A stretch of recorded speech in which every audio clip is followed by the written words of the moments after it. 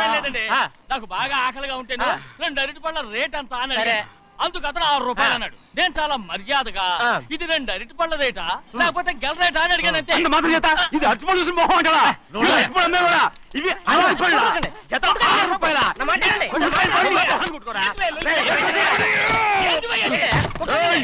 బండి లేపుతావు. ఓవైపు భారతదేశం అనుభవం తయారు చేసే స్థాయికి ఎదిగిపోతుంటే వీళ్ళు ఇంకా అరటిపళ్ళ కోసం కొట్టుకుంటున్నారు సార్. అదే మన స్పెషల్. Well said. తప్పు లేదంటే అతని దగ్గర మామూలు గివ్వులు ఏమైనా తీసుకున్నావా? ఇవ్వలేదా? అయితే నడు పోలీస్ స్టేషన్ కి లంచం అడిగా లోపల పెట్టిస్తాను. మంచిగుంది పోలీస్ స్టేషన్ కా. అరే జరుగుయా, పొద్దుగాల నుంచి గీదొకటే గిరాక్, నడిమిట్లకి ఇదొకటి. సార్ కస్టమర్స్ వచ్చారు. వీళ్ళ లోన్ కవర్ రానిచ్చారు. వాచ్మెన్ ఏం చేస్తాడు? ఎర్రబండి మన చిన్నమ్మాయికి బాగా నచ్చుతుంది కదా. బయట పంపించు. చేతులేండి. చేయి పెట్టకూడదా? అయితే కాలు ఎడదాం. ఏం కావాలి మీకు? ఈ బండి చూడటానికి చాలా బాగుంది. రేట్ అంత ఏంటి? చూడటానికి రేట్ లేదు కానీ చూసి వెళ్ళండి. త్వరగా పంపించే వెళ్ళండి. Okay sir. ఈ బండి ఇక్కడ పెట్టింది అమ్మడం కోసమే కదా. అవును. మరి రేట్ అడుగుతా చెప్పు. రేటా? Yeah rate. Yeah rate.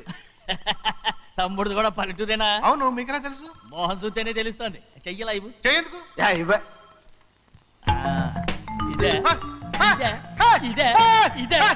వెళ్ళేవాడు పక్క పల్లెటూరు బయటలాగా ఉన్నావే. ఇదే గేదె వ్యాపారం అనుకున్నారా? రేటు లేదు గిట్టు లేదు అలానే. చిన్నయ్య అర్థమైంది. రేటు చెప్పుండ్రు సాబ్, లేకుంటే గాడిని ఉల్టా చేస్తాడు. ఉల్టా చేస్తాడా? 8 lakhs. 8 లక్షలు. 8 లక్షలే. కొనే మొక్కలు వెళ్ళండి. చిన్నయ్య మనం అంటే ఏంటో ఇతను కొంచెం చూపించు. ఆటోలో మూడెత్తురా. మూడ విప్పి కింద పోయి. నేను పోయా, నువ్వే పోసుకో. అరే ఎక్కువ ఇస్తాలే పోయి. పొద్దుగాల సంధి గిట్ట కొడుతున్నావు. ఇవాళ ఈలతోనే ఇరుక్కున్నా.